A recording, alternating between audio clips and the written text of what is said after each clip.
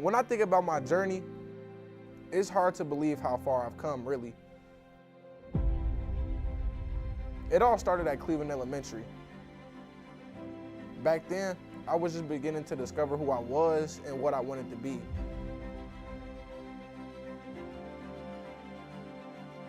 Every class, every teacher, and every experience really helped shape the person I'm becoming today. At Belmont, I started to see new possibilities for my future. I learned that growth comes from trying new things, facing challenges, and having people around you who really believe in you. Now, as a student at Ponus in the Media Arts program, I get to turn my passion into something real. Media Arts has given me the chance to be creative, tell stories, and develop skills that will stay with me long after graduation. It's shown me that learning isn't just about where you are today, it's about where you can go tomorrow.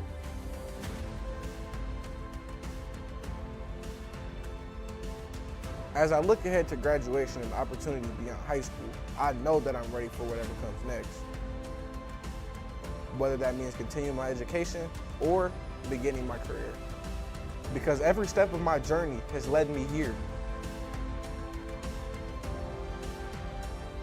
And together, we don't just learn. We don't just dream. Together, we take flight.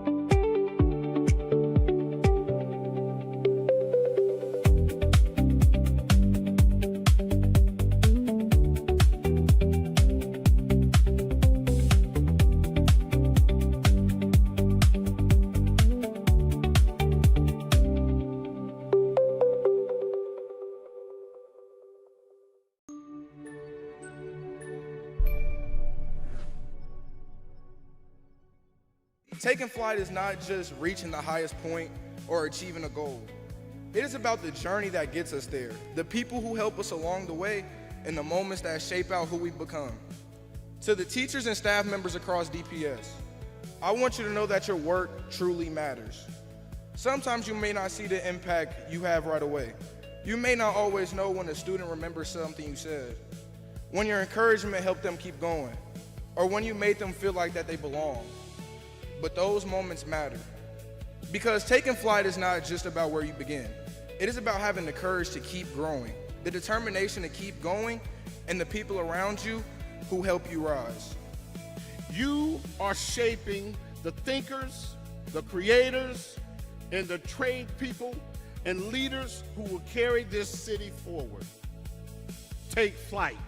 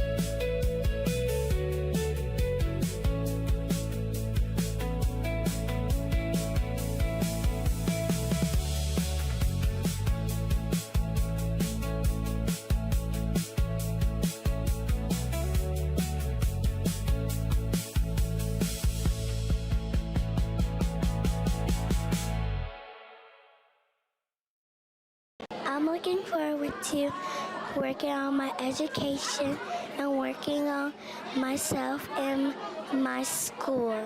To make new friends, meet new people, and learn new things. I'm looking forward to pass class and get good grades this year and do everything I could do to be successful this year. The career pathways. I'm looking forward to the career pathways. Basically, I'm trying to get the best environment. The school is very good. Criminal justice. To be a lawyer. Start my own business, because you start your own business, you can help out more. I just want to make new friends from last year. I want to see the same people, but I want to see some new people, and I hope to make a close bond with my teacher. I'm pretty excited.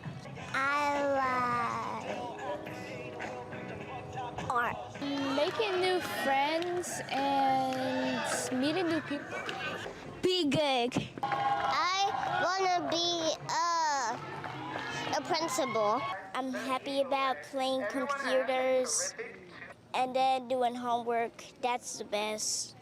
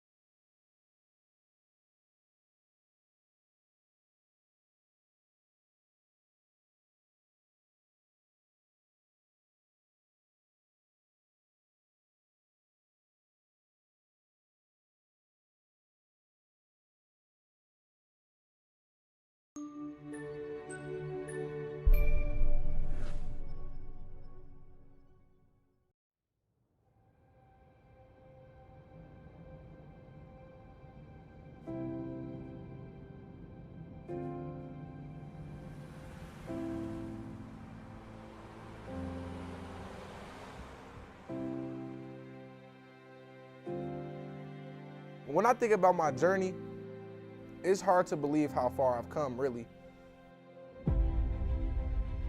It all started at Cleveland Elementary. Back then, I was just beginning to discover who I was and what I wanted to be.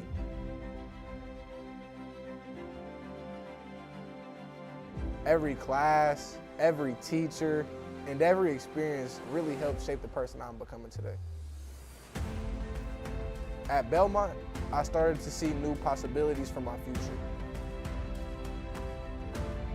I learned that growth comes from trying new things, facing challenges, and having people around you who really believe in you. Now, as a student at Ponus in the Media Arts program, I get to turn my passion into something real. Media Arts has given me the chance to be creative, tell stories, and develop skills that will stay with me long after graduation. It's shown me that learning isn't just about where you are today, it's about where you can go tomorrow.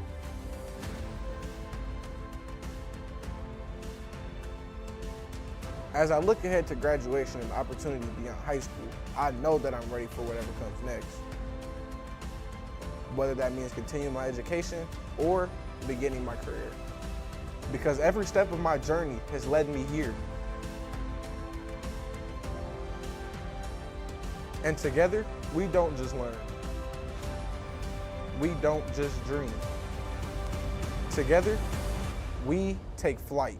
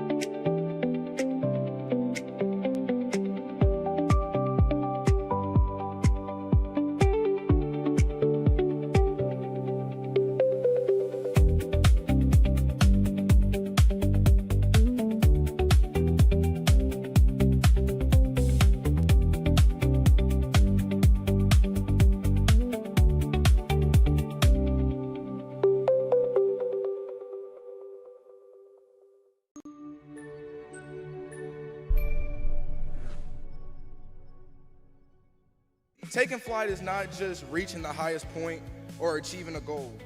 It is about the journey that gets us there, the people who help us along the way, and the moments that shape out who we become. To the teachers and staff members across DPS, I want you to know that your work truly matters. Sometimes you may not see the impact you have right away. You may not always know when a student remembers something you said, when your encouragement helped them keep going, or when you made them feel like that they belong. But those moments matter. Because taking flight is not just about where you begin. It is about having the courage to keep growing, the determination to keep going, and the people around you who help you rise. You are shaping the thinkers, the creators, and the trade people and leaders who will carry this city forward. Take flight.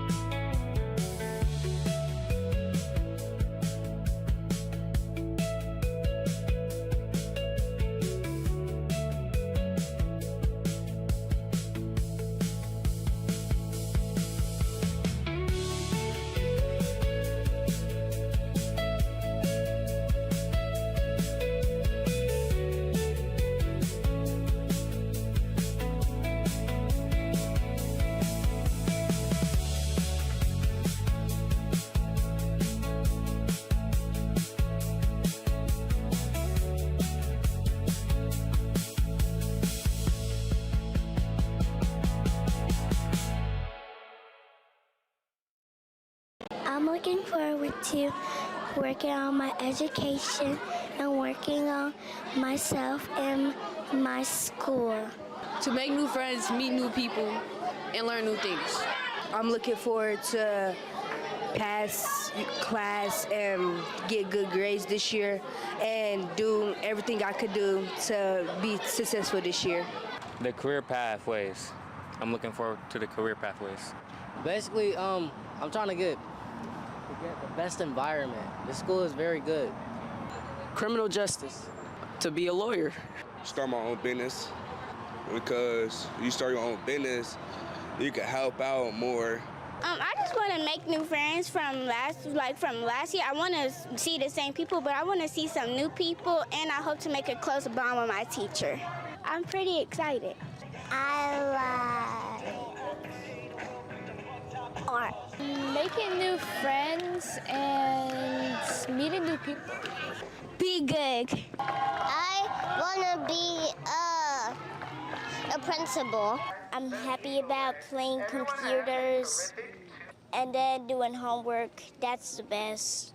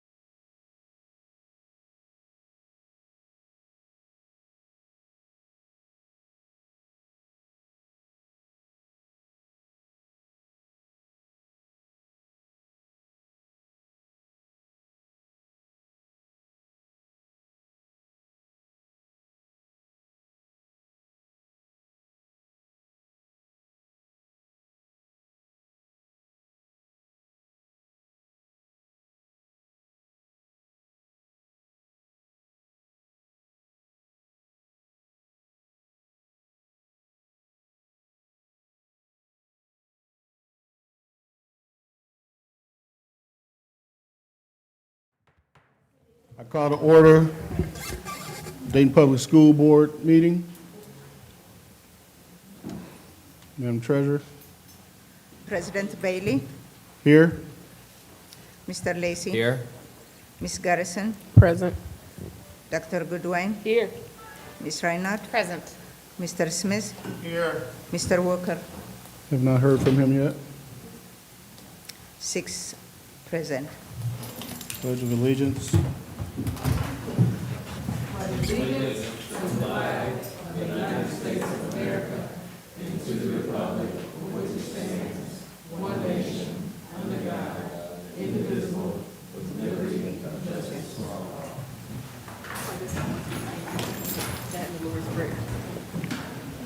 Our mission is to inspire, educate, and empower.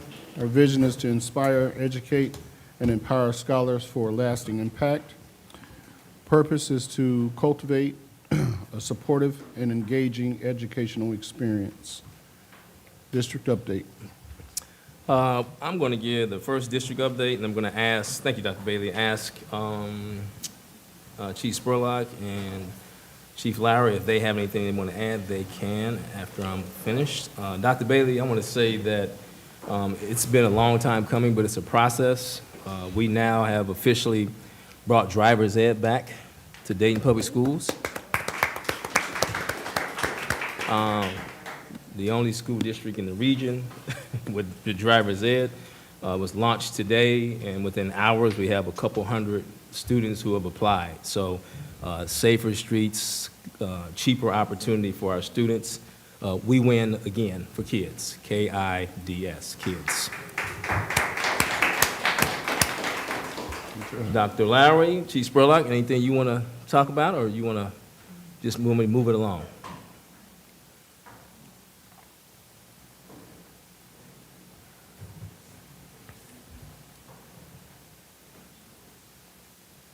Good evening, everyone. This is our second week of school, and we're just so excited that we have a couple things going on that I just wanted to mention in our elementary buildings.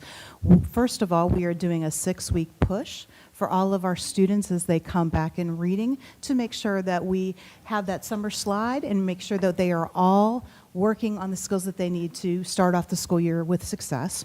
The second thing is all of our elementary schools are participating in Lieutenant Governor of Ohio's Tresler Fitness Challenge, and we are actually going to be welcoming the Lieutenant Governor here to Dayton on September 1st, and he is going to kick off our challenge at one of our elementaries, and we are so excited about that he's going to come and join us. So those are just a couple of the highlights that I have right now for us. Thank you. Thank you.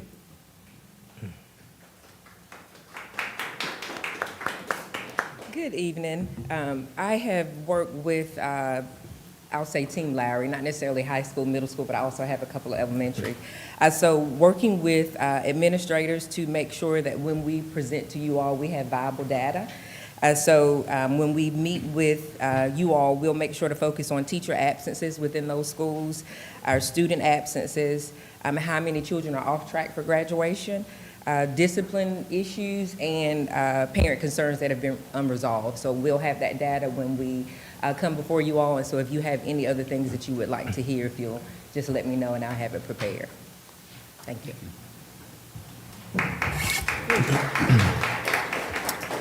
Thank you so much, Dr. Lowry. Also, Steve Dakin will be here next week, former state superintendent of schools, to visit our career pathways CTE. He's very interested in the work we're doing, took notice of the report card, 4.5, and said, I want to come down and see it before it becomes a 5. So we welcome Steve Dakin next week as well.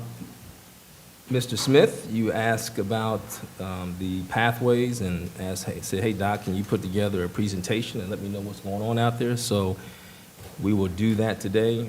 I have reviewed it, and I look forward to Matt Folkerth coming up to give an overview of our high-quality pathways, and we're excited to be moving out of eventually stage 4 of our Ford NGO work and moving to stage 5, and also Daytonizing this, as we talked about before. So come on up, Matt.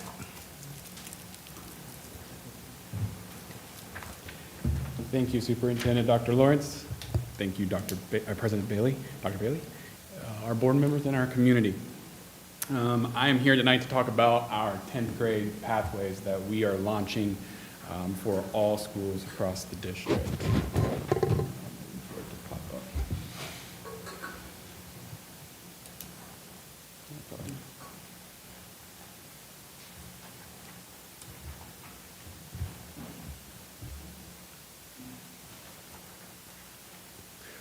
While we're waiting, our pathways, I would be remiss if I didn't say, all of our college and career tech pathways are just that. Nothing wrong with the old vocational model, but all of our pathways have multiple entrance and exit routes, meaning that every pathway will have the ability for a student to go to college for a 2-year or a 2-year trade. They can go straight into the workforce, or they can go into the military or become an entrepreneur once they have gotten through those pathways. They can earn some of their college credit through what we call in the CTE world CTAGs. They can also get them through proficiency credit or articulation credit. And we've also been working on getting our CTE and our non-CTE pathways into more CCP courses as well, so that when they come out, they will be earning more college credit along with the credentials that they could be earning in our classrooms. All right. So here's where we sit currently district-wide with our seats. We've got about 89.3% of the 10th grade seats accounted for currently across the entire district. At the Health and Human Services Academy, across the entire district, we're about 91% of the seats full. And then in the industry and design, it's about 87% of our seats are full. So we are in a good spot. We are still working. We're still enrolling students into these pathways. So it's not too late. We keep sending our data off to the enrollment center. So if a prospective 10th grader comes in, we can talk about what school is right for them and what pathway is right for that. You can go down.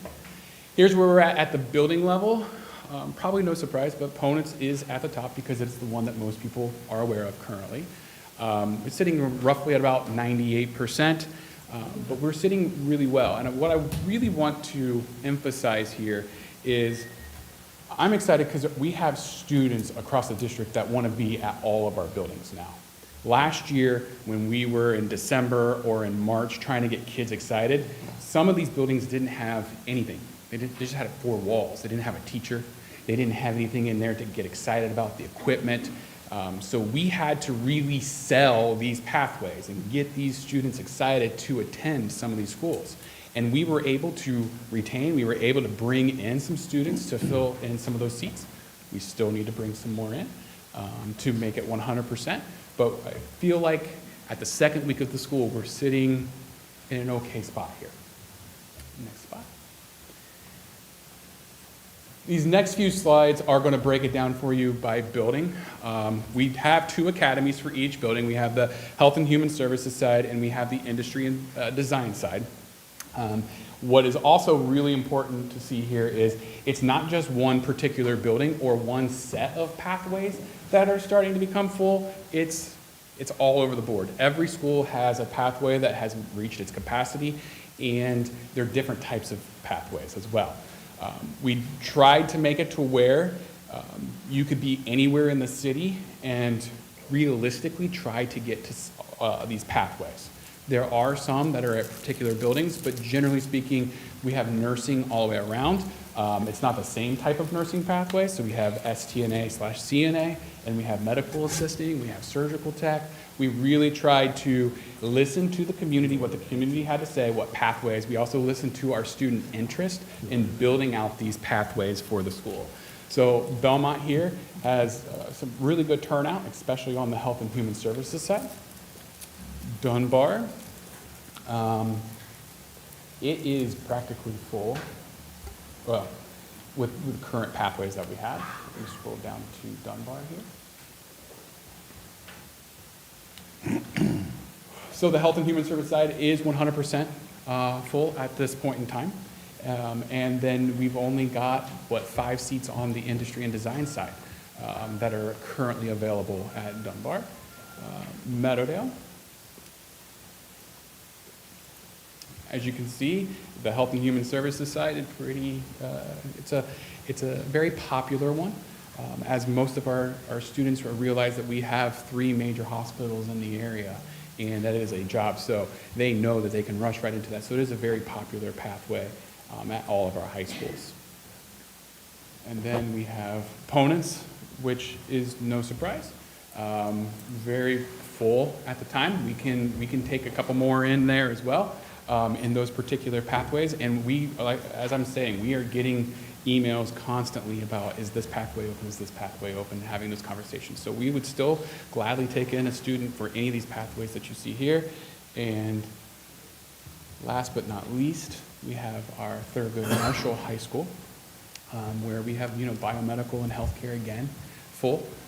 We do have some room for growth over on that industry and design side and in our biomedical science side. So, last one. So, strategic insights and takeaways. There is high demand for a lot of these pathways. And we will keep working. We will be working to create better pitches for the pathways that are not full. Really getting those out there, getting the teachers out there, explaining this to our middle school. We've changed our middle school curriculum as well to really help our students become more knowledgeable, to pick the right high school going into their 9th grade year. So that would help with, then picking the right pathway going into their 10th grade year. We've got some high-value partnerships as well. There is an IT drones program over at Dunbar that is almost full, and every class that a kid takes within that pathway is a college course. The teacher that we have on staff will be able to help them if they pass that class. We'll be able to award credit with Embry-Riddle Aeronautical University, and we have 92% filled rate there. And we also know, then once again, we have that targeted growth opportunities. Spoke about it. We will start creating some more advertisements. We'll start having more conversations about these other pathways. I will say it's going to be a lot easier this coming year because we'll actually have a teacher to talk to, somebody who is in the industry that can get somebody excited. Because if you've got me in a classroom talking about auto tech, I'm not going to get you excited about that because I don't know a whole lot about cars. So we will really be able to target that. We will also have new equipment in there so students can touch that in November when we have our high school days, and then again in March when they go to have their applications. So I appreciate your time. Thank you very much. And if you guys have any questions, I'll be more than happy to answer them for you. I do have one question. Anybody down here? I can wait after you. Okay, thank you. I do have a question for you or Dr. Lawrence. Like, for Belmont in the education department, is there any way with your that you can give some incentives for students that want to go into education and go to college to become teachers and stuff like that? So the incentives that we're working with Wright State University. We met with them a little bit last year. We're really working on trying to increase the college credit that is in there. We are also, as I talk to students, there's less desire for high school. The closer you get to, kindergarten, first grade, even ECE. Our ECE numbers are a lot higher than what you saw for Urban Teacher Academy. The more that we can focus in on that side, we get more excitement. And we have, last year, we would be sending our teachers out, our future teachers, to our elementary schools to get more experience, and that got them really excited about the pathway.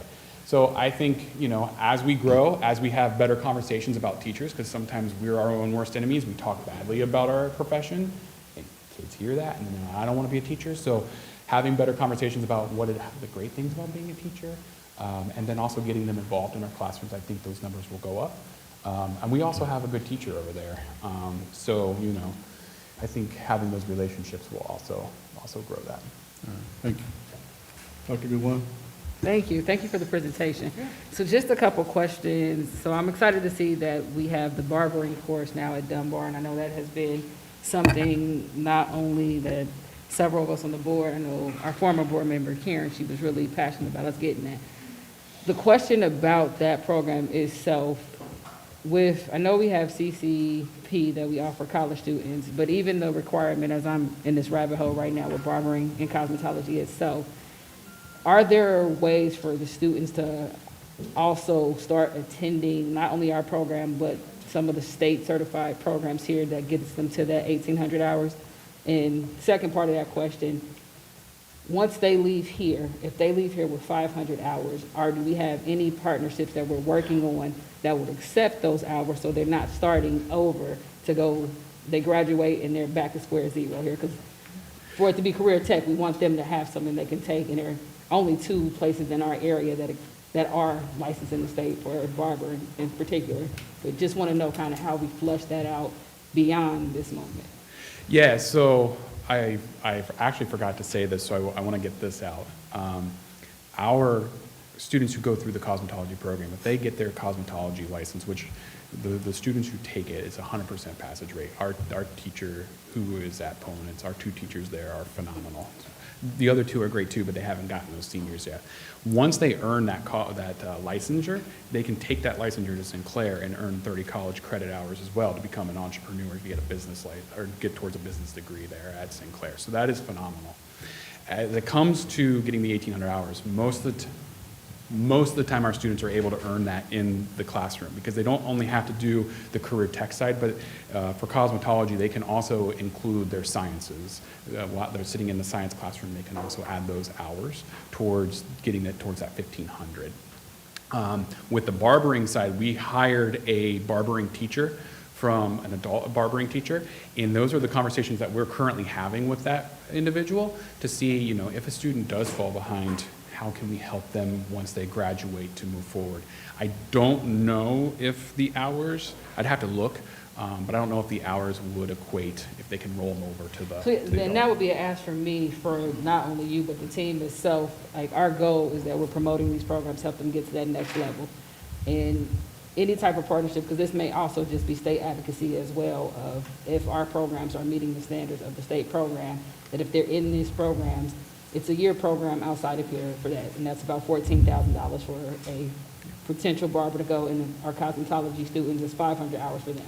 So if we can start or take more active in trying to get our programs to the same way, if you went to college, you could start as a junior in college. If you took CCP courses with us, we should be able to have that same parallel pathway for our trades that have those requirements and those hours that are necessary. And even working, trying to get some type of partnership with the 2 locations in our area. Because again, we want the students to leave here saying that this program was beneficial and it helped launch me into my career. So I just really want you guys to just go down those pathways and make sure that if everything that we can do to get them into their career, if that is what they choose to do post high school, we're putting them on that path. Yeah, we'll definitely look into that, because we are only the second, there's only 2 schools in the state of Ohio, both started this year, that have barbering. So we are on the cutting edge of that barbering program. It's great, because in 2023, they finally lowered the requirement that 16-year-olds could actually get in there. So that's great. And even our cosmetology students can take advantage of that for that dual piece. Second question for you, because I know over the last year and this year, we've had several provisional CTE licenses come through. How is that program going with our staff members who are working towards getting their 5-year license? Yeah, so we have 2 ways of getting a CTE license. There's the traditional route, and then there's the new hybrid route. The traditional route was the 24 hours of college credit over 4 years. That's, you know, that is a lot of asks for a teacher who's learning how to teach, being in the classroom while also going to college. Generally speaking, most of our teachers, I only had 1 teacher this year who picked the traditional route to go to licensure. The rest of them are going the hybrid route, which would be 45 hours of professional development internal, and then 3 college credits, or not 3 college, 9 college credit, 3 courses. And it's generally going very well. And they have 4 years to do that amount of work in, which is way more feasible. It's to the point where I can even tell my teachers when I bring them in, my new teachers, I am not going to have you take any college courses that first semester. I want you to get in, get to know your students, get comfortable in the classroom, do your professional development with us, get you out to other career tech centers to see and learn from other teachers that are doing the same thing as them. And then they start their college credit in the spring of their first year. It's going really well. Of course, we track that. The hybrid license has only been around, this is its second year, so we still have 2 more years before we can start to see those people go across. But I've even got some teachers who were in the traditional route jump to the hybrid route, which is allowable at the 2-year break, the halfway point, they can jump into the hybrid because it's just less stress on the teacher. So it's going well. You said the license, the 2-year provisional license, you have 4 years to. So you get a 2-year provisional, so you have to have 4 years under a provisional. So 2 years, and then you have the halfway point, and then you get another 2-year provisional license. Especially under the hybrid, you have to complete 2 2-year, culminating in 4 years for the provisional license before you can get your 5-year professional. Okay. Can we get some data on how, like this, again, individuals have come in, where they are in that piece of it? Because these programs are only as strong as the workforce that we have here. And the goal is to not only maintain these individuals, but make sure that they're able to stay on course to get that. That's all I have. Thank you, Dr. Bailey. Anyone else? No, thank you. All right. Thank you very much. Thank you. Thank you.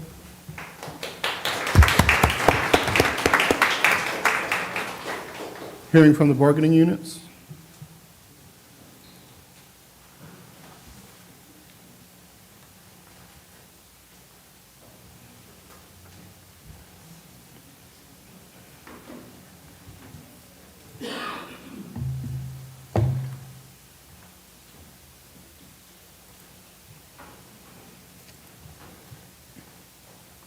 Good evening. Let me bring this down a little bit. All right. Good evening. Protocol being established.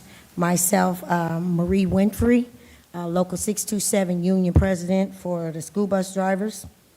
I have with me also my support of Local 643, Mr. Kenny Jones, and Local 158, Ms. Marsha Rush.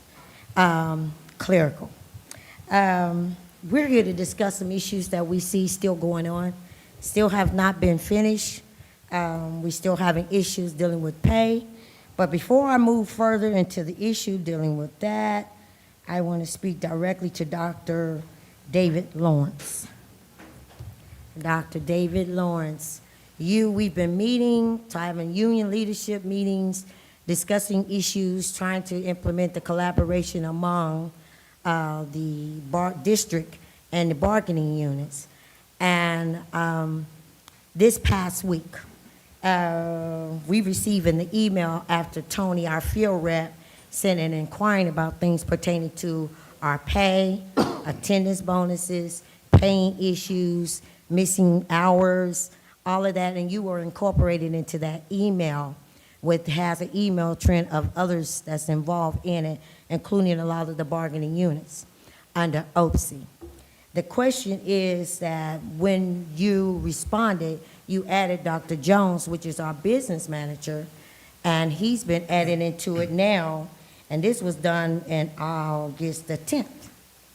But also, we came back with information on the email on August the 11th, stating that you're bowing out and you're turning all these union issues over to Dr. Marvin Jones, which is the business manager of operations, and that includes everything that was pending and limited to, even with our contract negotiations. And so right now, we're still, you're only going to handle the issues dealing with the DEA, the teachers, which is understandable. But the problem I have with that, and I'm very disappointed, is that the part that started off with you, the superintendent. I remember and recall a meeting I had with several board members back in December of 2025, and some after that of 2026, that they requested that we will work with Dr. Marvin Jones on the business manager on operation as we did with you when you was the business manager. We done that, but then things went different. It went left. And then you incorporated and came back in to help us out with this 24 pay, which we do not want. The unions voted no, but we're still doing it. We wanted to stay with what our contract says, which is 20 pays. And I know you presented the proposal to the board members, and it was voted 6-1. But the question is, we're stuck in the middle right now. We still have no contract, no negotiations on the table. Dr. Jones really don't even know where we stand in this area, and he has to catch up with all of this to fix these issues that we have. Pay issues. Issues with grievances still not completed. We still have issues that we still have. Well, thank you for the reimbursement, but there's still other issues. There's things that's not done and set in place. When y'all speak about collaboration, communication, consistency, which I add, customer service, commitment, this year, I'm very disappointed. I'm disappointed also in your board members. You voted on something that has affected the whole district. You voted on something that I asked the local 627 bus drivers, and I was late getting here because all the hardship they're going through, the issues that they're going to, trying to see if our checks are even going to be right this upcoming 20th. I got some, as I stated last week, car got repoed. Mortgages due. Some got letters of notice evictions. Some is being evicted. Don't have gas to even get to work. We are supposed to be working together. The commitment is not there. The collaboration is not there. Customer service is not there. Y'all didn't look at the situations when y'all voted yes of how these people is going to be able to live. We have some of these drivers and some of these locals, their parents and their kids do go to Dayton Public Schools, having issues even getting their school clothes, especially if they wear uniforms. We did not look at the picture at all fully. We brought to you, why don't we postpone some of this instead of moving forward without even having our opinion, but you did ask our opinion. And you still move forward with the 24 pay. And let me speak on that as I talk to you. That is not even corrected right now. Checks are not done correctly. Pay still not being done correctly. I'm trying to figure out, my engineering mind, how we have a 24 pay and get paid on the 5th and the 20th, and we still on a bi-weekly data system. Every 2 weeks. How do you figure out that we get paid every 2 weeks, but you're putting it on the 5th and the 20th, and we only receive 1 week or 7 days or 10 days, 12 days? We're not sure what our check gonna look like. How you pay your bills? AES don't call and say, hey, we'll wait. Cut you off. The county, Dayton, city of Dayton, cut you off.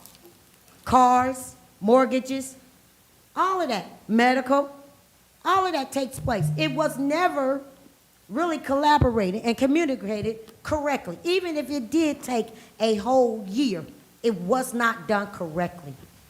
My people are in hardships. Routes are being uncovered because they can't get gas to get away. I had one tell me she had a penny in her account when I just left there. I feel, and I'm trying not to even cry, I'm a community person. I'm a Christian. And this even affects my own relationship with the Lord, how we treated our people. It's upsetting. I even have my own grandchildren go to Dayton Public School System. It's upsetting, the things that we cannot do for our own. But you sit there and you make decisions for these people without looking at the circumstances, the issues, the hardships, the financial hardships. Don't even have food in their cupboards. They have children to feed.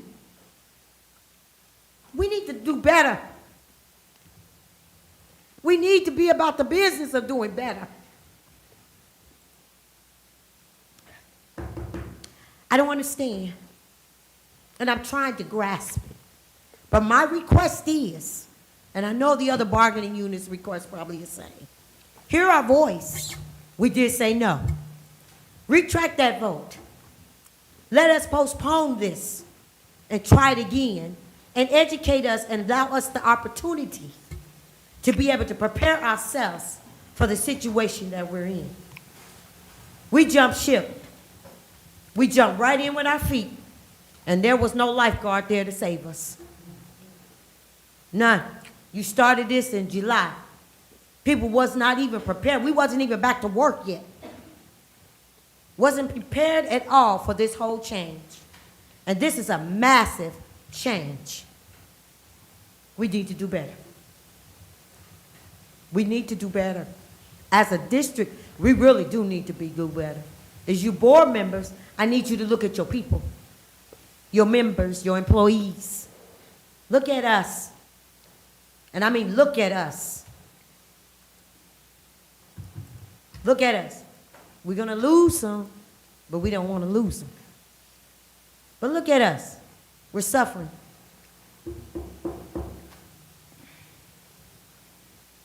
We're suffering. And not even suffering by our own hands, but yours. Thank you for listening. Thank you. Any other bargaining units? All right, hearing from the public. Anyone wishing to address the Board of Education during the hearing of the public portion of this board meeting will comply with the following rules. Complete a request form prior to the hearing of the public and submit it to the Public Information Officer. When called upon, identify yourself, state name, address, and school district in which you reside. State your reason for addressing the board. Address the board as a whole through the president and not board members individually. Materials for distribution to the board are handed to the treasurer. Limit remarks to 3 minutes. The president has the discretion to extend the time. When your time is up, you are to stop speaking. It is inappropriate to address any matter involving pending disputes, grievances under a labor agreement, disciplinary action involving an employee or a student, ongoing labor negotiations, concerns or matters that have already been settled, and or any matter which because of its nature is deemed appropriate to be discussed in executive session.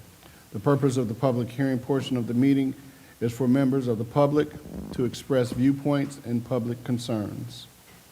Madam Treasurer? India Moore.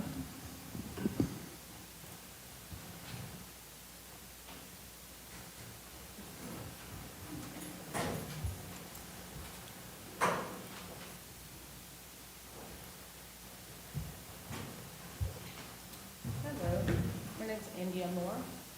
I live at 2068 Ravenwood, and I'm in the Dayton Public School District. And I was just going to address the resolution about school funding. So, I don't know, can we just start? Yes. Okay. All right, so board members, thank you for your time, first off. I want to say many families couldn't make it here tonight, so I'll speak for some of them. This resolution matters because funding decisions aren't just numbers on a budget. They determine whether students have access to special education services, meals, mental health support, transportation, career programs, and the resources they need to succeed. I am a Dayton resident. I am also an MSW student, and I've worked with kids in many schools in the DPS district. I also graduated from Belmont, and I have watched firsthand as our schools lost programs and funding since I was a student. I watched as there had been less money for arts and music, then there was less money for after-school programs, then less money for books and tutoring, then less money for buses, and now less money overall. I'm sorry. My nieces and nephews are now in DPS schools, and my niece, who requires speech therapy, just entered kindergarten this year. For her, speech therapy isn't an extra, it's a basic necessity. Reducing resources like that starts her at a disadvantage and can affect her ability to communicate, advocate for herself, and fully participate in her education. There are already challenges within our school system that can leave students graduating unprepared for life or looking elsewhere for better opportunities. This sends good workers away from our area and wastes potential. Section 5 of that resolution says families should not be asked what they think after decisions are made. They should have a meaningful seat at the table while those decisions are being made. A parent and community advocacy coalition can help make that happen by connecting parents, student, educators, and community members with the policies directly affecting Dayton children. The board may not have control of every funding decision, but it can make sure Dayton's voices are heard when those decisions are being made. Please prioritize the children and their needs. I urge the board to adopt this resolution and make sure that elevating family voices doesn't stop with just this vote. Thank you for your time. Thank you. Thank you. Melissa Bertello.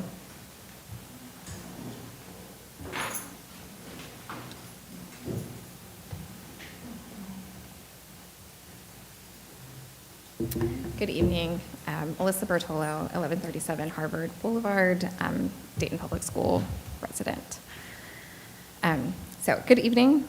First, I wasn't planning to address this, but the union statements today, and as they have been for the past several board meetings, I think are really important for you all to listen to and are certainly symbolic of how students are regarded. We're all on the same team here, and employee working conditions are student learning conditions. I also want to speak about the Safeguard Our Schools Raise Family Voices resolutions. I'm here to express my support for this resolution. Again, as a parent with students in DPS, we are among your greatest assets, and a parent and advocacy coalition to bring parents, educators, school staff, and the community together is a way to address the continued cuts to public education so that we can create a stronger system to defend essential services. I'm also here to address the flock cameras. The school board adopted flock license plate reader technology without first establishing a clear use policy. This means that a powerful surveillance system was put in place without clear rules governing how it can be used, who can access the data, what information can be shared, and what safeguards are in place for our students and families. I came before this board when you were considering this technology and warned you about risks.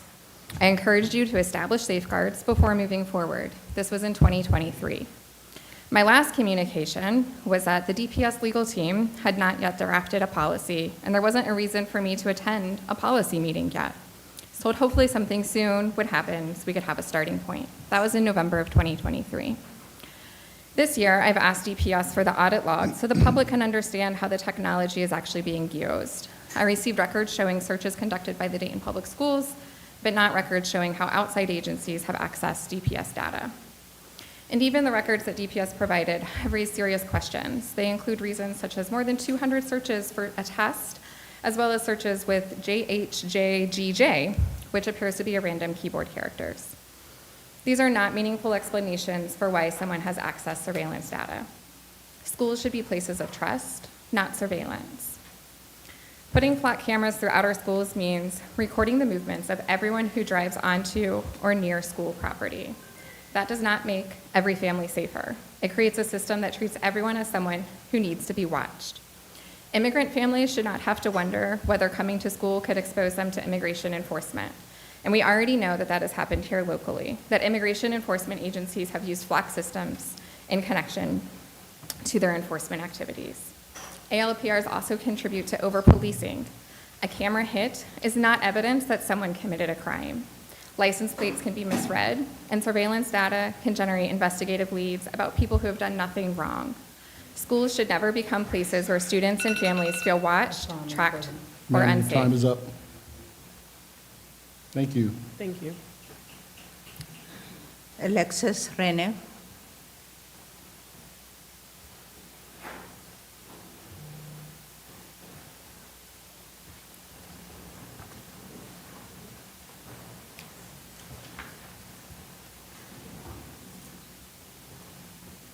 All right.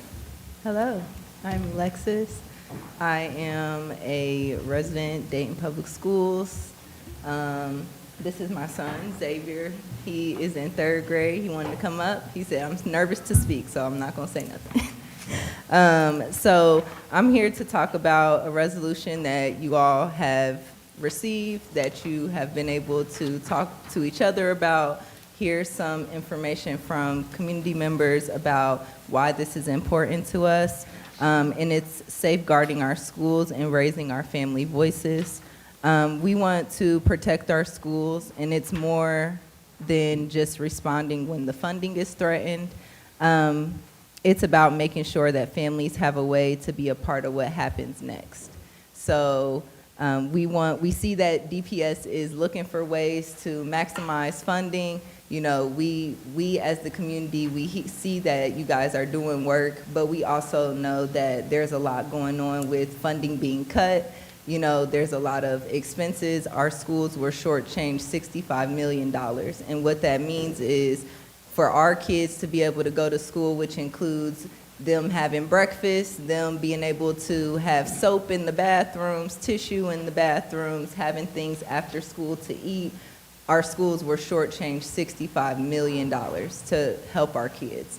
And so this resolution is providing a way to start the process of involving the community more and making sure that we can support all the things that you guys have going on, but also bring forward the voices and the things that the students, the parents, and the community see as benefits. You know, the kids, they have things that they want to happen too. We're working on an after-school program right now at the Dakota Center, and we want the kids to have a voice. And so this resolution is gonna start that.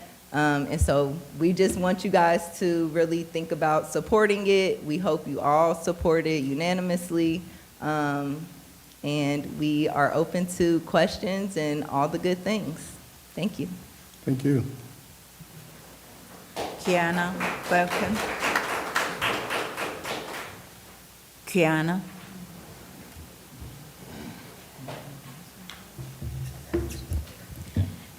Good evening, Kiana Bickham, 33 Barnett Street. I am a Dayton resident, Dayton Public School resident. I'm here on behalf of Dakota Center, which is a community collaboration. I'm also here on behalf of our parents who have students that are in DPS, and as a community organizer. I'm here to talk about the resolution and how it will strengthen the partnership and collaboration between the community centers and the school district. Just over the years of working with the district, I've noticed there were some loopholes in the services that were being brought to us with the kids, and I want to be able to protect our kids, safeguard our schools, do not cut the services that the kids are receiving, because it makes a whole lot of difference when we receive the kids after school, whether it's through transportation, whether it's for homework assistance. A lot of the big disconnect that I'm starting to see is there's not a lot of parent participation, and it's because of lack of communication.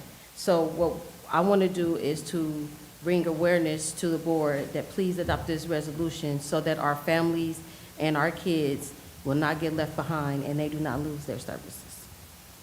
Thank you. Thank you. Chinese, Craig.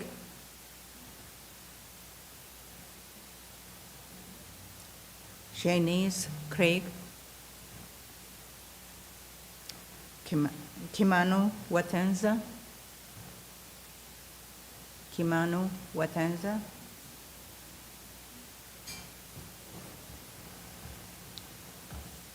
Linda Rivera.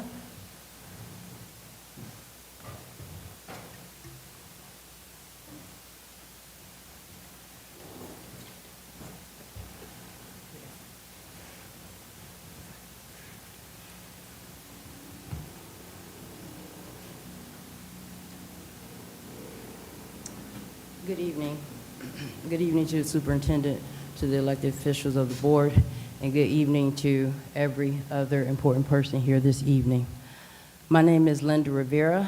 I live at 2240 Kipling Drive, Dayton, Ohio, 45406, Dayton Public Schools. I am here in representation of myself. I apologize, I am hurting. Sorry about that. I am here in support of my self-representation of myself, in support of families, mothers, parents, and grandparents as myself. Not so much as a concern of conflict or issue, but to reiterate the importance of the resolution of protecting public education funding and elevating the voices of Dayton families. Every child deserves access to a high-quality public education. I want to thank the Dayton Public School and the education system for an excellent job of educating our students, our children, and keeping them safe.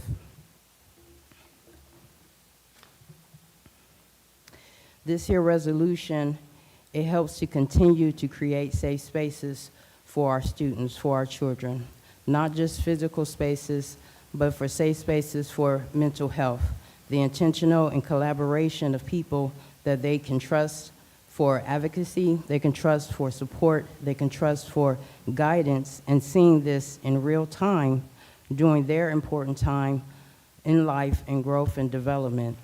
This resolution is positive for parent and community advocacy, coalition to strengthen family engagement, elevate community voices, increase public awareness, awareness of education policy issues, public education funding, and support participation in local, state, and federal advocacy efforts that impact Dayton students and family.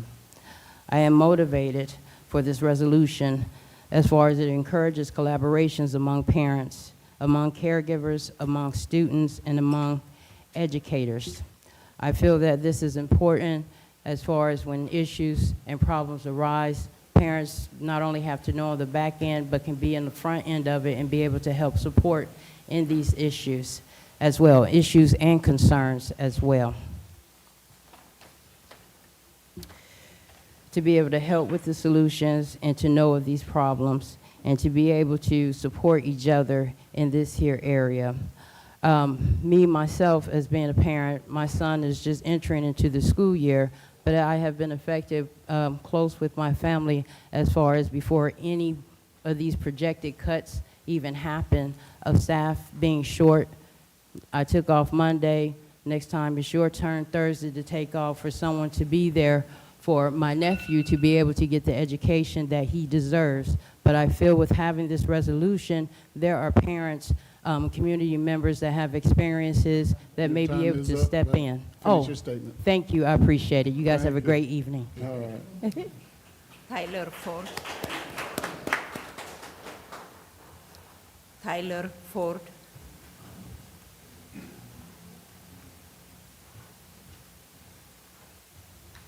Good evening. My name is Taylor Ford. I reside at 1549 West Troop Road, Dayton, Ohio, inside the Kettering School District. I'm an attorney with Advocates for Basic Legal Equality, ABLE, here on behalf of our client, the Miami Valley Immigration Coalition Kids in School Committee. I'm here today to speak in opposition of Dayton Public Schools' use of flock cameras. Schools should be places of trust, not surveillance. By placing flock cameras on all schools, DPS is treating every family as a suspect. DPS can create safer communities, not by creating a system that records the movements of everyone who drives onto or is near a school building, but by investing in education and in students.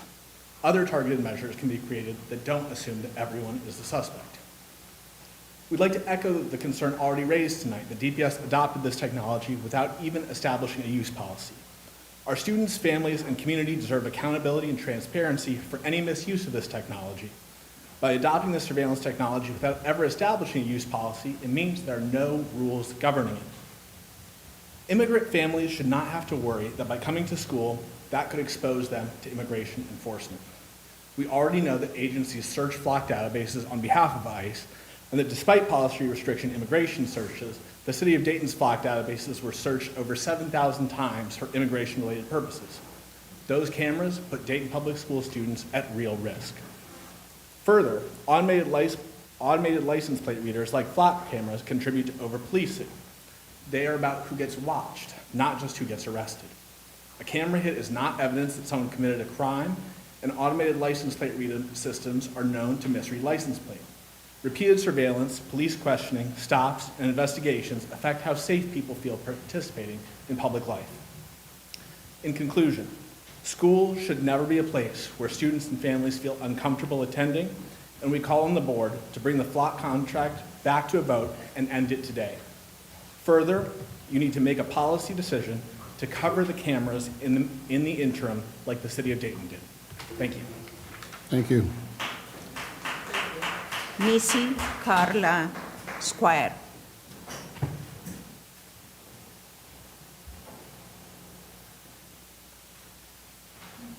Good evening, everyone. My name is Nisi Squire. I am a licensed social worker, mental health therapist of 26 years, author and speaker.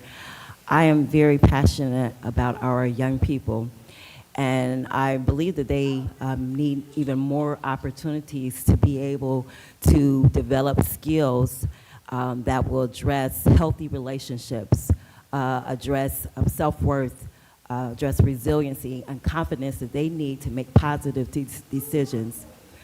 I have developed a program, an interactive program that will address these issues, especially when it comes to the case of teen domestic violence, self-worth, just confidence. I want to be able to work not only just with you or talk with you, but I want to be able to partnership with you and collaborate with you to be able to make our students even better, and not only our students better, but our families as a community as a whole. I thank you all for everything that you're doing. I know it's a lot of work in what you're doing, but I just want to be able to collaborate and partner with you and continue the work and address the different things, especially when it comes to my expertise of being a mental health therapist. Thank you. Thank you. That concludes tonight's speakers. All right, thank you. Superintendent? Dr. Bailey, I just need to make a brief comment. Thank you to all the speakers for coming out. Ms. Goins will reach out to you, and I have 3 suggestions or options. She'll talk through a meeting with myself, and you talked about funding, so I'll ask someone from the treasurer's office to be there, so we'll have a session we can talk through that. I want to thank you so much because this is important funding. And so that's one. There's a Family and Community Engagement Committee that's chaired by a board member. That's also an option.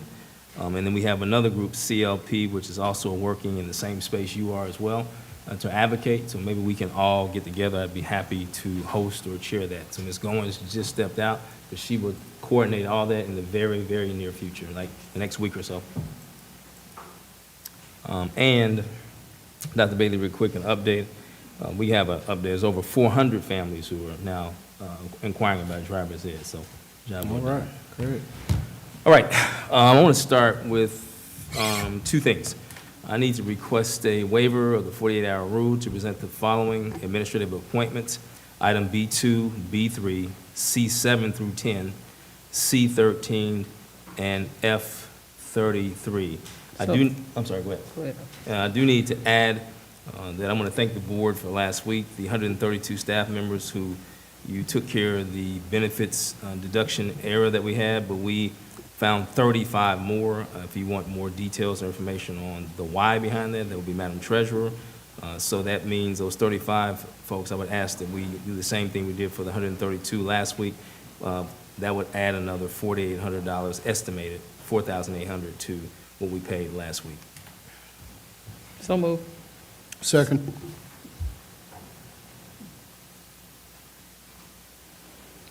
President Bailey, Yes. Mr. Lacy, Wait, I mean, this is the 48-hour rule, or is this the 48-hour Yes, rule plus the 4,800? This is the 48 hour. It's 48 hour wait, that's what I moved. Okay. He said a bunch of other stuff, but we just want the 48 hours. That's the waiver. Cut it out. Yes. Can we get the waiver actually added?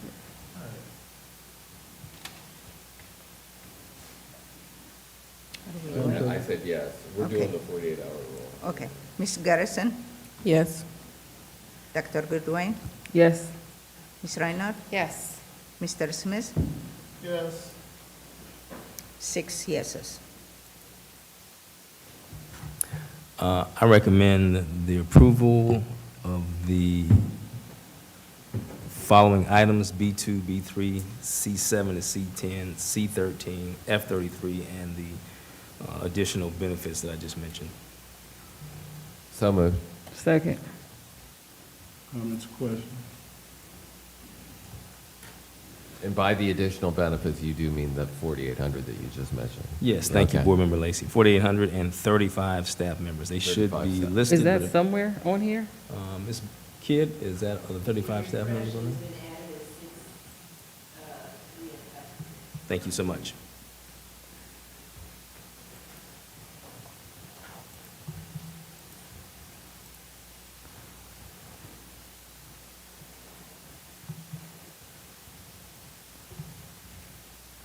Okay, so that's not in this section. We're just doing personnel. It's F in outside, right. It's a different section. That's what I'm asking, 'cause the motion was on, you said B, C, E, F, G. Are you not doing D? Is that something different for you?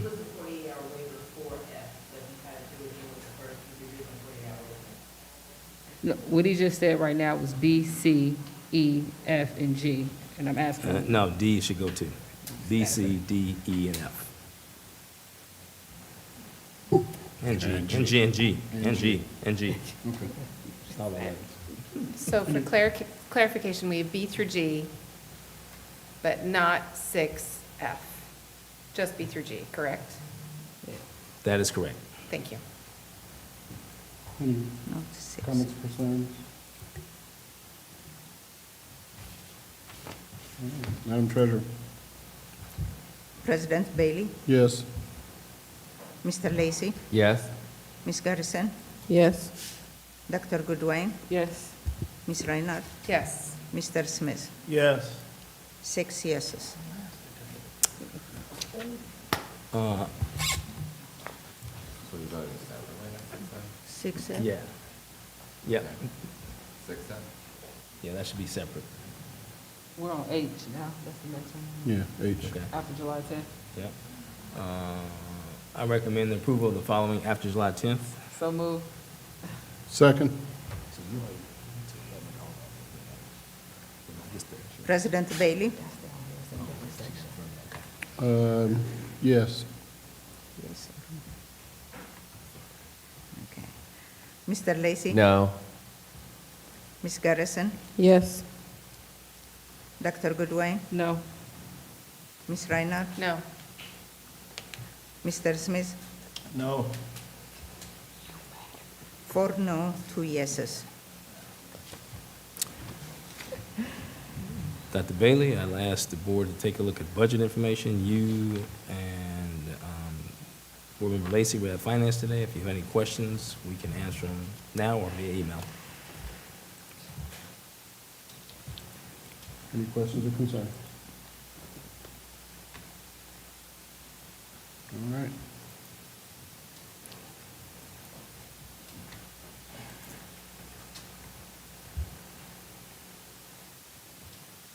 Move on. All right. Dr. Bailey, we don't have any new consultants contracts. The MOUs from last week as well. Would you- 6F. You have one? Are we voting on 6F? Yeah, but we're not there yet, though. Okay. Would you take A, B, and C together? So moved. Second? Which one? Can we separate those? B and C? Which one? It's moved the second. Ms. Garrison would like to vote on B. C separately. Or C separately. B and C or just C? Just C. Yeah. B and C? Just C separately. Okay. So Can you A and B repeat? first. Repeat what all we're voting on. We A and B. A and B, and A then and B. C will be separate. So this is just A and B. Right, any comments on A and B?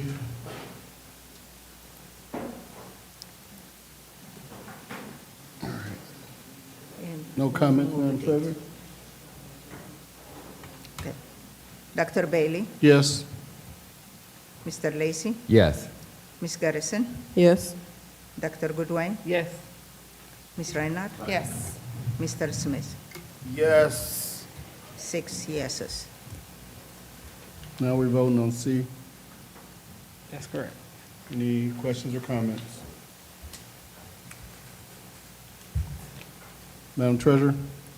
President Bailey, Yes. Mr. Lacy, Yes.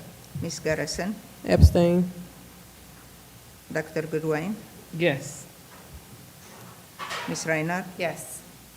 Mr. Smith. Yes. 5 yeses, 1 abstain. Dr. Bailey, I'd ask that the board approve recommendation E, 48-hour for the deduction errors that I explained Are you earlier. skipping You got D? D. Oh, I did skip D. I'm slipping today. That's twice. Actually, I move that the board approve the settlement agreement in D. So move. Thank you. Second. D. Any questions, comments? Madam Treasurer? Move it. President Bailey, Yes. Mr. Lacy, Yes. Ms. Garrison, Yes. Dr. Goodwin, Yes. Ms. Reinhardt, Yes. Mr. Smith. Yes. 6 yeses. Oh, Goodwin. Now, the 48-hour waiver for the deduction errors. So move. Thank you. Second. Errors. Questions or concerns? Madam Treasurer? Who moved it? Dr. Goodwin. Good one, Bailey, President Bailey, Yes. Mr. Lacy, Yes. Ms. Garrison, Yes. Dr. Goodwin, Yes. Ms. Reinhardt, Yes. Mr. Smith. Yes. 6 yeses. Thank you, Ms. Kidd, thank you, Ms. Mickey, and thank you, Ms. Webb. The deduction errors are listed, and the employee ID numbers are there. I would ask that you approve that list. So move. Second. Questions, concerns? Madam Treasurer? President Bailey, Yes. Mr. Lacy, Yes. Ms. Garrison, Yes. Dr. Goodwin, Yes. Ms. Reinhardt, Yes. Mr. Smith. Yes. 6 yeses. And Dr. Bailey, my last request is that the board approve staff travel. So move. Second. Any concerns, questions? Madam Treasurer? Okay. President Bailey, Yes. Mr. Lacy, Yes. Ms. Garrison, Yes. Dr. Goodwin, Yes. Ms. Reinhardt, Yes. Mr. Smith. Yes. 6 yeses. Thank you, Thank you so much. Dr. Lawrence. Madam Treasurer?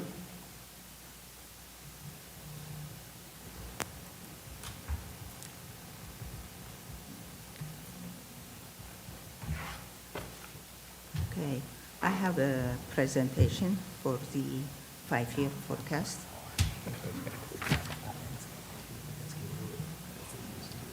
Okay, this presentation is not that much different than the one he approved in June, but it's Ohio requirement that there is, it has to be filed and approved by the board. So, Sharice, okay. The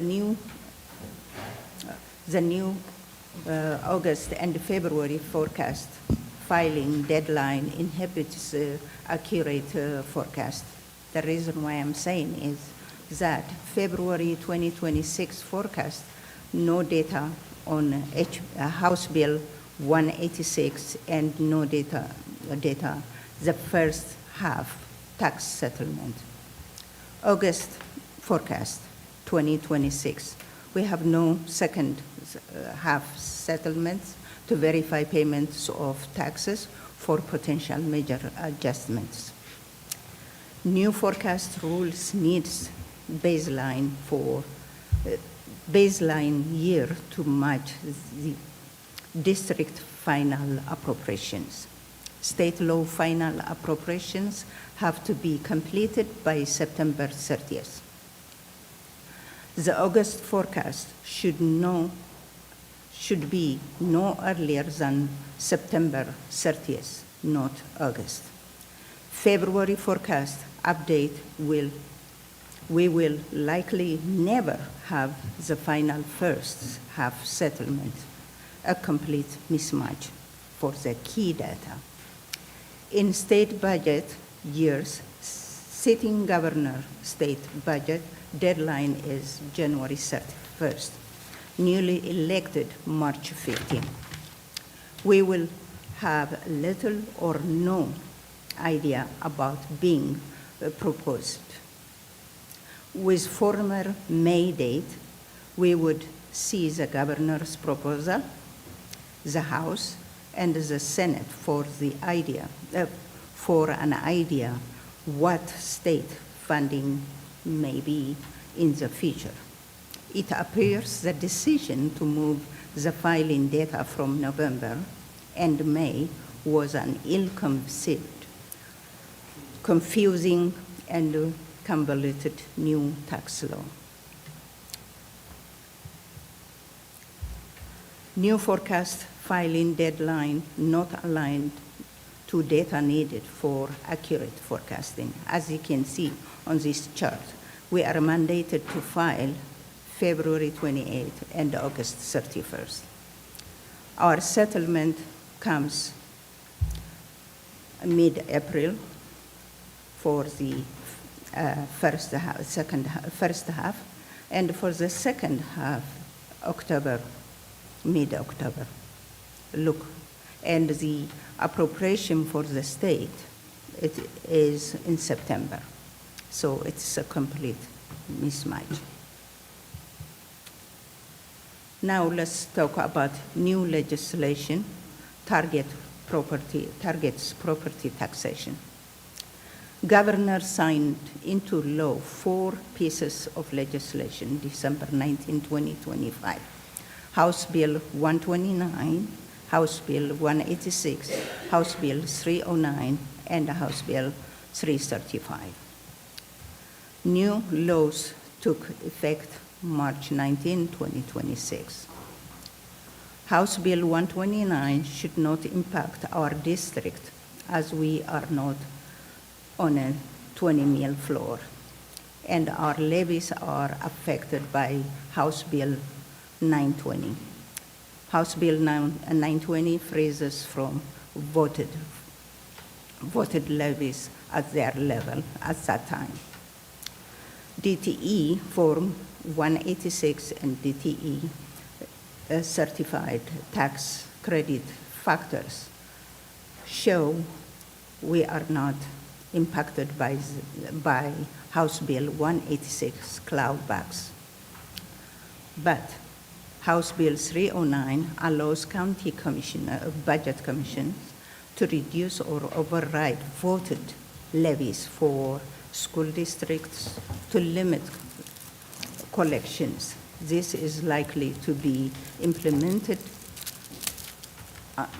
unequally statewide for the 88 counties.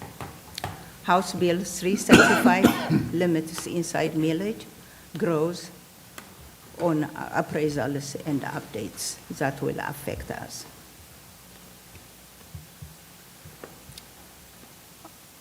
Our district financial story. House Bill 96 continued the fair school funding plan for fiscal year 26 and fiscal year 27. Future funding is uncertain still for 28 and 30. As fair funding plan not funded beyond fiscal year 27, and the state legislature may change property tax laws. We receive 60.8% of our revenue from state of Ohio and 39.2% from local sources. Any future property tax legislation would impact our financial forecast, including possible ballot initiative to eliminate property tax altogether. We need to try to match our expenses to revenue if we are to sustain our ending cash balance long term. If the state cuts or reduces our state funding, severely impacts our ability to raise local funding. Our district will need to make cuts or pass new levies in response to maintain our instructional programs for our students. Our revenue and ability to manage the district is under threat by the Ohio legislature. Under current laws and state funding, we are projecting positive unreserved cash balance through 2029. After that, we'll see. So in here is estimated general fund revenue, what we projected. We projected revenues, $242.2 million. From where does it come? 57.7% state foundation and 3.2% other state. Other state is the homestead rollbacks paid by the state for the taxes. That makes it the state sources 60.8%. On the other hand, real estate taxes, we get 25.8%, POP taxes 6.4%, and 2.7%, a total of 39.2%. The 2.7% is mainly from interest income. So if our revenue, cash is lower, the interest income gets lower too. Now we'll go to estimated general fund expenditures projected for 2027. We are projecting $259.1 million. Where does it go? Wages, 53%. Benefits, 20%. Purchase services, 21%. 1% for capital, 1% for other, and 4% for materials. So 73% of costs are wages and benefits. Operational flexibility is constrained due to 3/4 of the cost is tied to staffing and compensation. Now, this one is local revenues versus state. As you can see, we are very heavily dependent on state foundation. And as you can see in here, the state foundation and the local revenues are flat. Let's go next. Estimated general fund expenditures by object for the forecast period. Look at this expenditure. Our expenses rises, but the previous slide, our revenue is flat.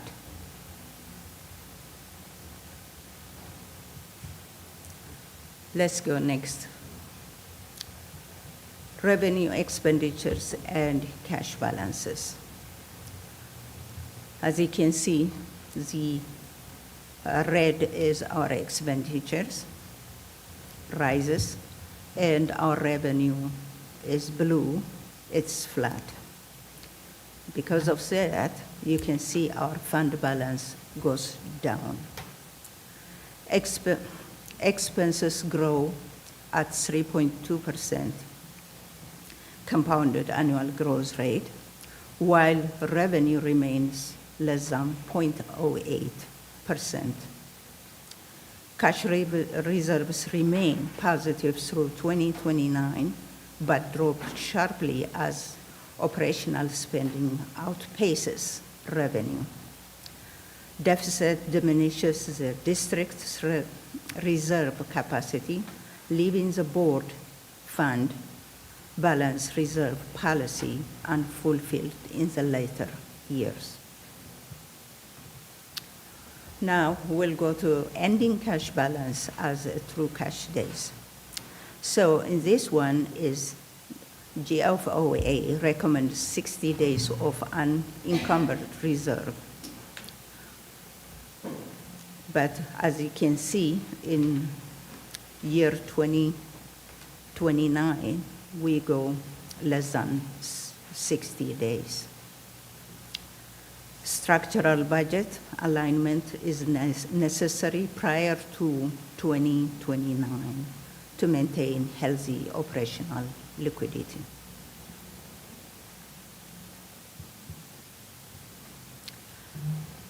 General revenue concerns we have in here, even though our forecast goes up to 2029. Property tax reform and future funding is uncertain still for fiscal year 28 to fiscal year 31, as fair funding plan not funded beyond fiscal year 27. Our fundamental financial challenge is expenses are growing sharply while projected revenues are virtually flat. State funding represents over 60% for our budget. Any state cuts would force us to evaluate local levies or operational reductions to reserve classroom programs. Our forecast for the next 3 years looks good. If you have any question, I can answer. Any questions? And thank you, Madam Treasurer. And of course, the forecast, of course, cannot assume that anything about a future levy. No, Yes. I didn't put any future levy since I don't know. Correct. Yes. Okay, thank you. Okay.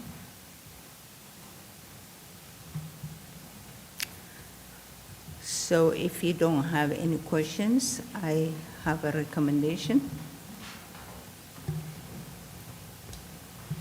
I recommend the approval of B through H. So moved. Second. Any questions or concerns? All right, Madam Treasurer? President Bailey, Yes. Mr. Lacy, Yes. Ms. Garrison, Yes. Dr. Goodwin, Yes. Ms. Reinhardt, Yes. Mr. Smith. Yes. 6 yeses. Joan?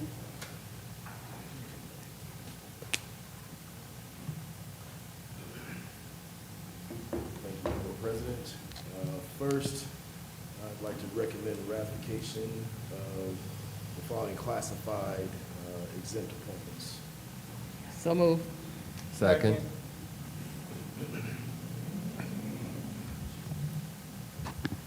Any questions or concerns?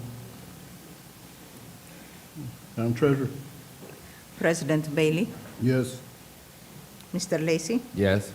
Ms. Garrison, Yes. Dr. Goodwin, Yes. Ms. Reinhardt, Yes. Mr. Smith. Yes. 6 yeses.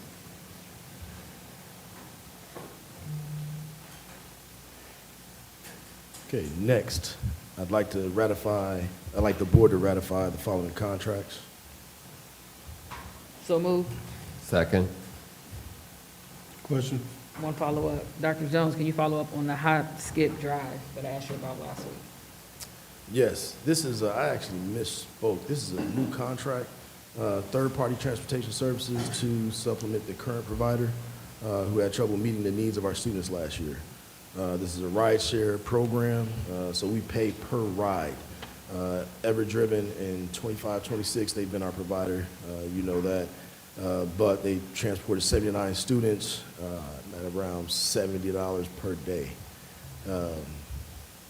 over $800,000 in total. But the variables, mileage, location, Warren County, wheelchair, restraint, car seat, monitor, that all impacts daily costs.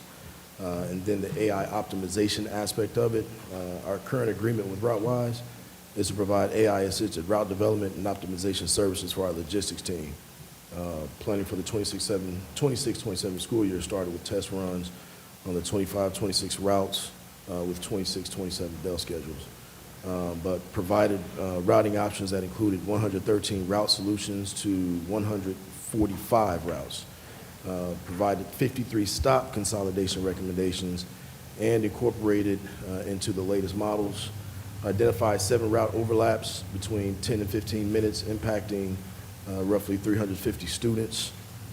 We identified overcrowding and alternative buses for 11 students. Plans moving forward, continue to use throughout the year to address additional student enrollment, overcrowding, and other issues that may arise.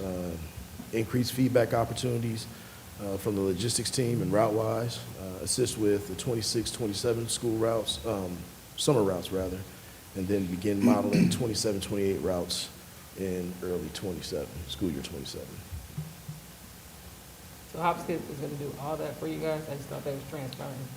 I'm sorry. I just thought they was a subcontractor to an existing contract. RouteWise is the parent company, right? Yeah, Hopskip Drive is the parent company, and then RouteWise helps to optimize the ride share aspect of it. Okay, so just to be clear. So you guys are contracting with Hopskip to transport kids who need direct service. But then you named a lot of other stuff. Is that a part of this contract too? So when- Or is that something different? No, whenever Driven isn't available to transport our neediest students, we'll be able to get it done with their services. I get that part. I'm saying you said some other stuff about routing and helping with stuff and all that. Is that a part of this or is that just extra stuff that's helping? The AI optimization is a part of it. Okay. Dr. D, would- President Bailey, Superintendent, Treasurer. So we already had a contract with Hopskip Drive RouteWise. That was our route optimization.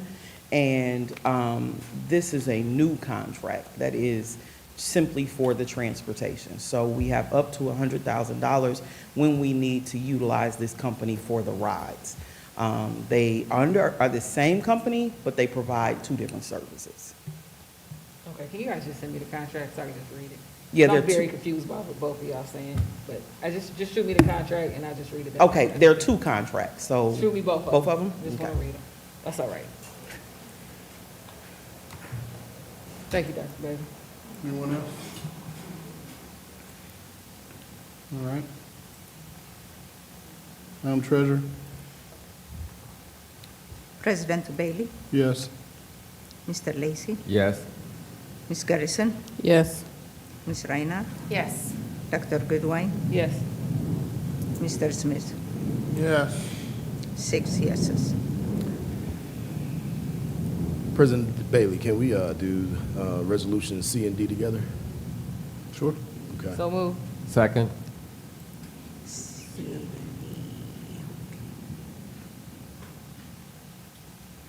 Madam Treasurer? Hold on.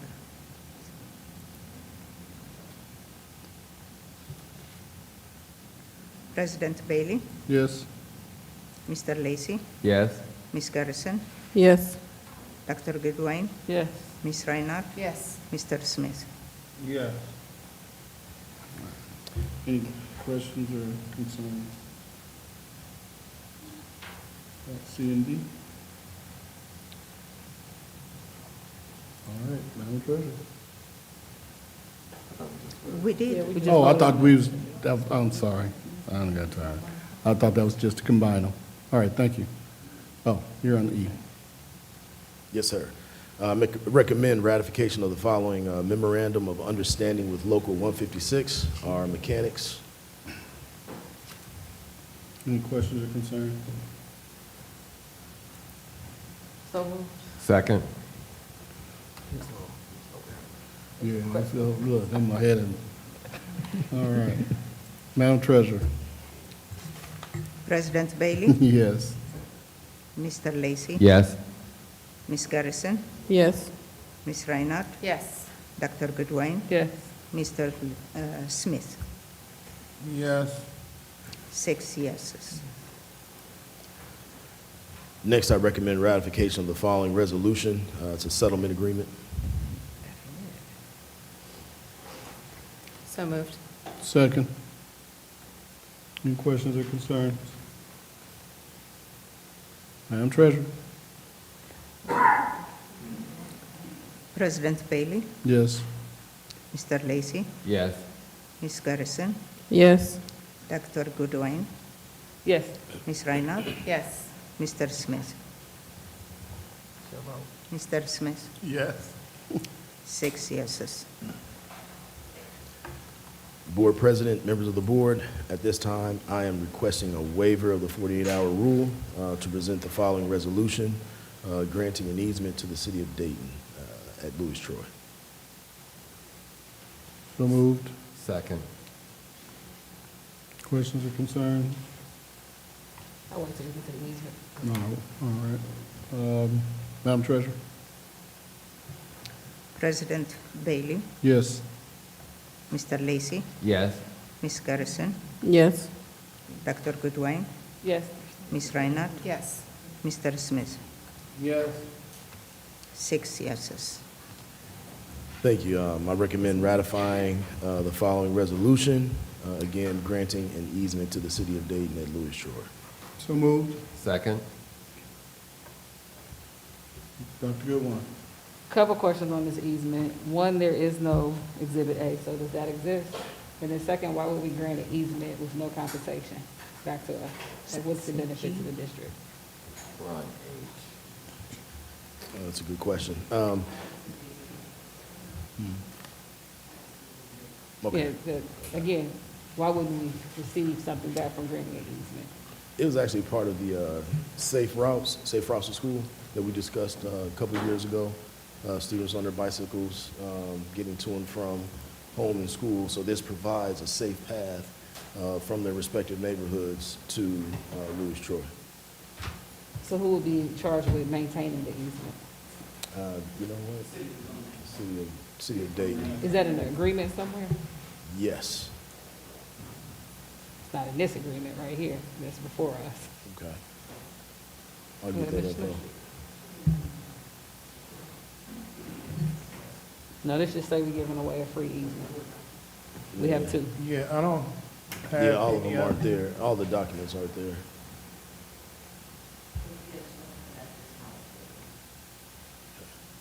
Yeah, it's only just the resolution in it right now.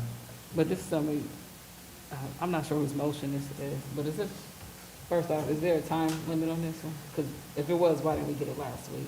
So we had time to talk about it. I am not sure why it was not on last week. I think it was inadvertently left off. We submitted the documentation, but we'll get whatever information you need. Whomever's motion this is it possible for us to table this until we actually have all the information to properly discuss it? I don't know whose motion it is. I have no idea. Madam Treasurer, whose motion is I this? think that might have been me. That's fine, I mean, if it was me. It's your motion? I think it was. Is It was my motion? Yeah. Yeah, yeah. Is it accept the motion? Yeah, I do. I accept. Could you remove your motion so I will remove my motion to accept this contract at this time. I'd like to make a motion to table until our next meeting. And just ask that we get the A information. motion to table by you. Table H. Table H. I'll second it.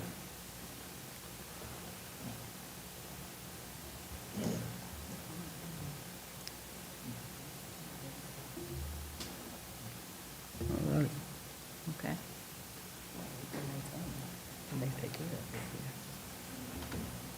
Policy read? Okay. Madam Treasurer? President Bailey, Yes. Mr. Lacy, Yes. Ms. Garrison, Yes. Dr. Goodwin, Yes. Ms. Reinhardt, Yes. Mr. Smith. Yes. Okay, 6 yeses. Resolution to adopt board policy, second reading. Insomuch as the Board of Education is committed to the continuing updating of its policies, rules, and regulations manual, and the committee which was appointed has been working towards that goal. The following is brought at this time for second reading in compliance with board file. Now, therefore, be it resolved that the Board of Education of the Dayton City School District, Montgomery County, Ohio, hereby accepts and adopts the following policies that have been codified for inclusion in the Handbook of Policies, Rules, and Regulations. I move that we adopt these policies. Second. Questions or concerns? Madam Treasurer? President Bailey, Yes. Mr. Lacy, Yes. Ms. Garrison, Yes. Dr. Goodwin, Yes. Ms. Reinhardt, Yes. Mr. Smith. Yes. 6 yeses. Next, we have the resolution to safeguard our schools and raise family voices. Mr. President, may I speak on that, please? Yes, ma'am. Thank you. I have brought this forward to the board for consideration and a vote this evening. It was introduced last week for review by the board. I have not heard any feedback from the board, but I did bring it to the Community Engagement Committee meeting that we had last week. We had a very good conversation about it. We made a few minor edits to it. Mr. President, would you like me to read this policy, or this resolution out loud? It's a little long, just to warn you. Okay. This is a resolution to safeguard our schools and raise family voices. Whereas every child deserves access to a high-quality public education regardless of income, disability status, zip code, language, housing status, or background. And whereas the Ohio Constitution guarantees a thorough and efficient system of public schools for all children.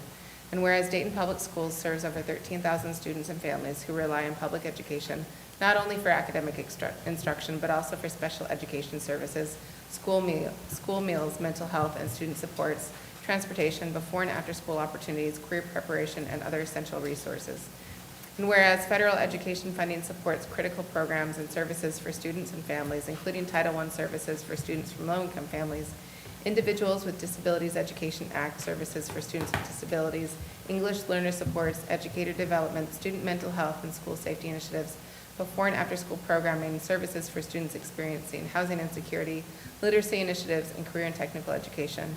And whereas Dayton Public Schools was shortchanged by more than $65 million in the current state operating budget, and whereas proposed federal budget restrictions and changes to federal education programs would further reduce or place at risk resources available to Ohio Public Schools, including an estimated $4 million impact to Dayton Public Schools. And whereas proposed changes to federal education funding could affect dedicated funding streams that currently support student mental health and school safety, educator development, before and after school programming, English learners, students experiencing housing insecurity, literacy initiatives, career preparation, and other services relied upon by students and families.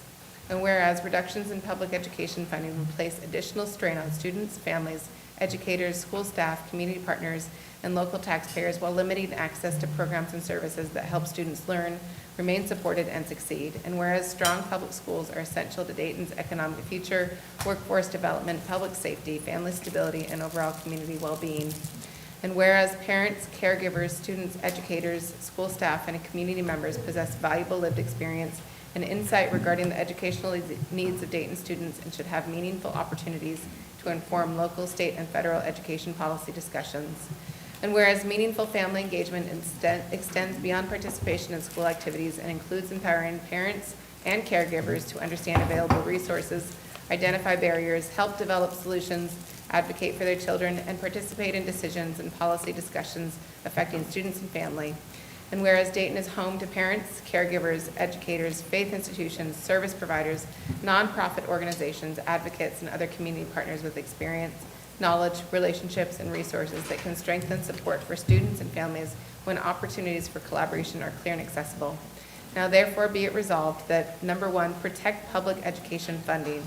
The Dayton Public Schools Board of Education strongly opposes federal actions or proposals that would reduce, eliminate, or substantially weaken funding for public education and the programs and services relied upon by Dayton students and families.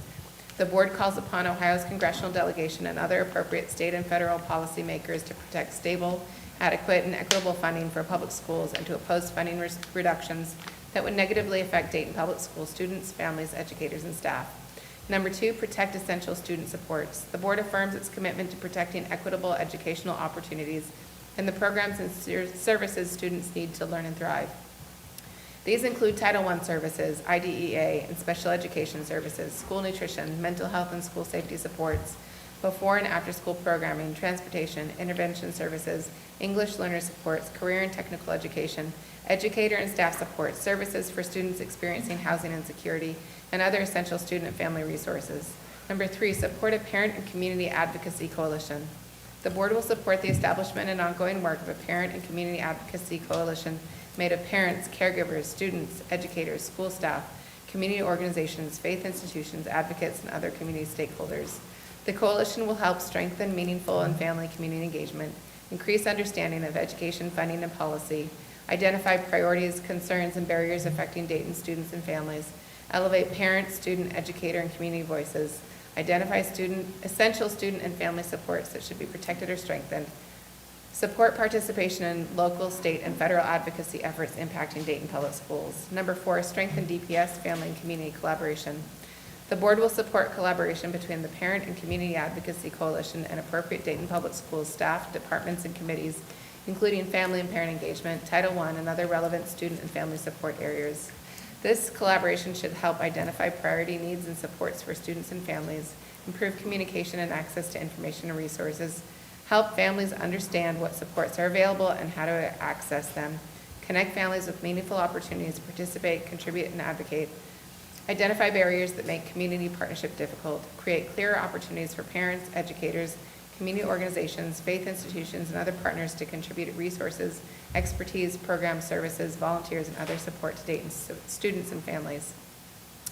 And last, number 5, elevate Dayton family voices in education advocacy. The board will support efforts to ensure that experiences, concerns, priorities, and stories of Dayton students and families are represented in education policy discussions at the local, state, and federal levels. These efforts may include public comments, community meetings, meetings with elected officials, testimony, advocacy visits, letters, public education efforts, and other appropriate opportunities for Dayton families to participate directly in discussions and decisions affecting public education. The board encourages its members and representatives to carry the experiences, concerns, and priorities of Dayton families into their own education advocacy efforts. The treasurer and superintendent are directed to transmit copies of this resolution to Ohio's congressional delegation and other relevant state and federal policymakers. I would like to thank this group for their advocacy efforts and the wonderful meeting that we had. It is a true honor to be able to sit with other DPS parents who share the same passion for this district and same desire to give our students and families and caregivers as many opportunities to be full participants in their children's or the children in their care educational experiences. I will formally invite you as chair of the Community Engagement Committee to join us at our monthly meetings. And I look forward to supporting and working with you guys in the future if this resolution passes. All right, thank you. Yes, ma'am. Thank you. I want to thank you all for coming out with this resolution. I think it's important, and it does highlight some real needs that we have in here. And I'll echo Board Member Reiner on hoping that it doesn't stop with this resolution here, that this group continues to not only be a part of parent engagement, the student after school activity committee, because a lot of the work, like supporting here, isn't defined, but support from the board comes through our committee work. And for us to be able to make this more than just a piece of paper that we passed, and it was a good moment, and we celebrated, but for it to become action, we're going to need you all to take that next affirmative step and be involved in the committees, because that's where what you're asking for, or what the hope and what I believe you're hoping that makes this document something living and breathing, that's where it occurs. It doesn't occur with us 6 board members today just affirming this piece. It occurs with you working with the staff that works here every day, with you working within the parameters that they're able, with you pushing farther than what they can do on a daily piece. And it's that actual piece of community relations that we hope to see happen here. So I do thank you all for those who put on here The only comment I had on here was there's some things that just weren't actually defined in that piece. But I know the reality is, if you want this to be more than this one moment that we passed, which I believe this board is going to pass it, but if you want it to be more than that, you have to be willing to do the work within this system as well as outside of this system. Because if you remain an island outside of this system, this will just be a document. This will be one moment that we all had a great idea and we agreed that something was wrong, but we couldn't play together in the sandbox and that it didn't happen. The gentleman next to me, the individuals in here who are on the staff out here in the audience, these are the individuals that you will have to see every day. Talking to us puts an idea out there. The actual work comes from you coming to the committee meetings. And our committee meetings are small because they have so many subgroups outside of what we think is something that they work on every day. Again, I'm excited that there is a group of individuals who are excited about something, and it relates to us in this district. And at this moment in time, while the weather is nice, we've decided that we're gonna get together and make this happen. So I thank you guys for putting this together. I have no issue with it. I just hope it's more than just a statement that we're making today. And that on that other part, again, if you missed anything I said, you take those next affirmative steps to be at that meeting, the family engagement, or any of the other pieces, because there's so many things in this district that are touched that just aren't titled family engagement. So thank you all for this. Thank you, Ms. Reiner, for working with this group. And I hope it's something more than just a resolution that's on paper that we said we did. Thank you all. So moved first. Second. Come on, anybody got a second? I'll second. Thank you. Now, Mr. Smith. All right, First, I want to shout out Ms. Renner. Is she still here? Oh, I see Alexis over there. I see E over there. I love seeing these kind of things because this is the work I'm from. I'm from an organizer space. I look out and I see my guy, Bill Dudley, and I see like years that we spent organizing, and that has been awesome. I remember being on the other side of this dais and advocating for our teachers. Ooh, when was that? 2016, 17, 18-ish? Yeah. Basically, I have a senior who's a senior now, and he was like 6 years old when he was running around yelling OH at Bill. So I want to echo the sentiments from Dr. Goodwine in that, and really add to it and pose these questions just because I do not want there to be a lack of clarity. And I think that sometimes when we put out resolutions, if we do not add teeth to them, there will be no clarity. When you have no clarity, there will be confusion. And when there's confusion, there will be chaos. And so when I say that, I do think that the intent of this resolution is to hammer home advocacy. And I think we, as not only a district, a board, but even as a community, we have to delineate what does engagement look like and what does advocacy look like. Because those are two different lanes at times. And so I know Dr. Lawrence had talked about different options where I would say, Dr. Lawrence, is I would steer clear from having a melding of different groups, because then it is easy for different groups to take over certain groups and say, okay, we want to advocate for this. And you might have people say, no, I want to come in for engagement because I want to talk about what's going on at this school. I want to talk about what's going on in this grade level. So I think looking at, after this, what exactly is the district actually committing to provide? Because if you look in the document, it says the board will support and establish ongoing work of this coalition. So then what does that mean operationally?